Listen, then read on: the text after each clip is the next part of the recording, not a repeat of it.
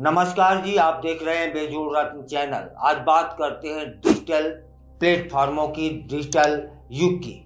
Digital युग में social media जहां एक और मनोरंजन, संपर्क और जानकारी साझा करने का माध्यम बन चुका है, वहीं यह प्लेटफॉर्म मानसिक स्वास्थ्य और इमरजेंसी स्थितियों में मददगार भी बन रहा है। उत्तर प्रदेश के देवरिया जिले से एक ऐसा ही मामला सामने आया है, जिसमें इंस्टाग्राम की एक पोस्ट और मेटा की सतर्कता ने एक युवक की जान बचा ली।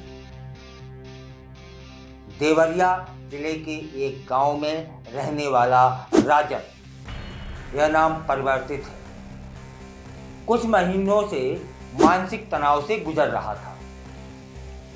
उस पर निजी कर्ज का बोझ बढ़ गया था और आय के स्थायी स्रोत भी की कमी उसके जीवन में आ गई थी और वह अवसाद में जा रहा था, जाने वाला था। आर्थिक तंगी, सामाजिक दबाव और मानसिक तनाव ने उसे आत्मघाती कदम उठाने के लिए प्रेरित कर दिया। दोबारा से वह 3 चीजें बताऊंगा, क्योंकि यह 3 बिंदु अधिकांश लोग उनका सामना करते हैं। आर्थिक तंगी, सामाजिक दबाव और मानसिक तनाव।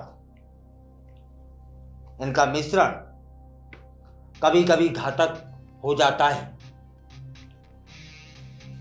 गुरुवार की रात थी, रात के 10 बज रहे थे।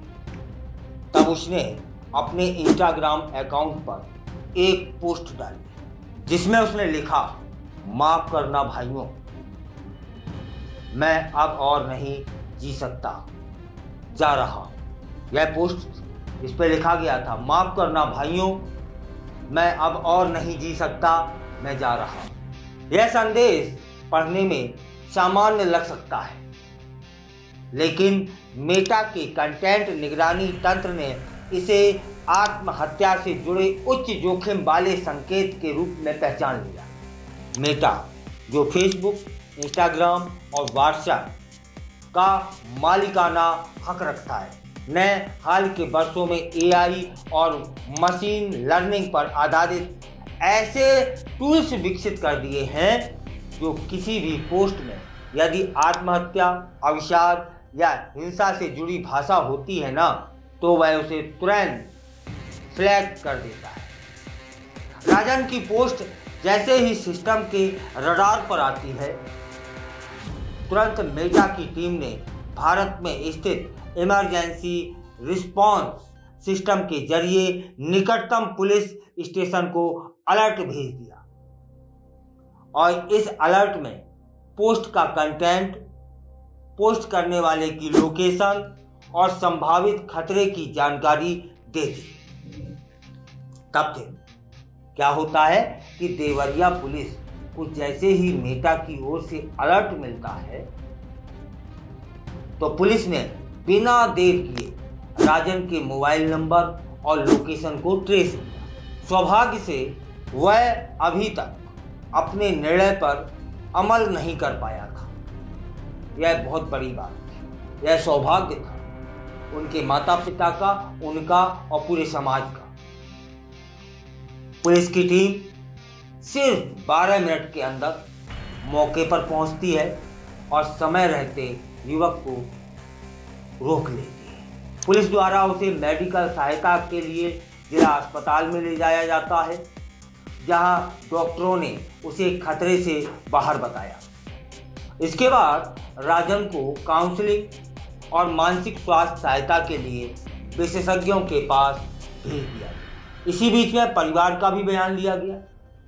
तो राजन के माता पिता कहते हैं कि उन्हें अंदाजा भी नहीं था कि उनका बेटा इतना तनाव में है।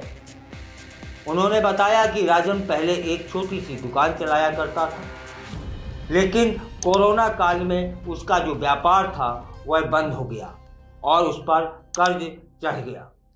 कई बार वह चुपचाप बैठा रहता, किसी से बात नहीं करता था, लेकिन परिवार ने इसे ज़्यादा गंभीरता से नहीं लिया। बताते हैं उसके परिवार के लोग, हमें लगा था कि यह समय के साथ ठीक हो जाएगा, लेकिन अब समझ में आ रहा है कि मानसिक स्वास्थ्य कितना महत्वपूर्ण है। यह शब्द थे राजन के पिता के।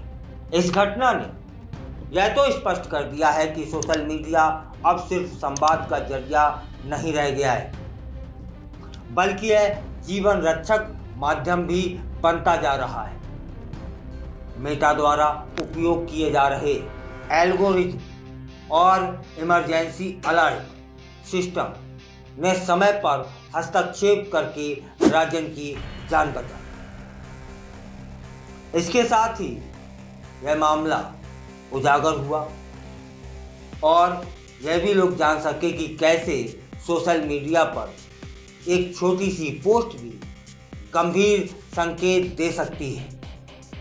अगर ऐसे पोस्ट को समय रहते गंभीरता से लिया जाए तो कई जीवन बचाए जा सकते हैं।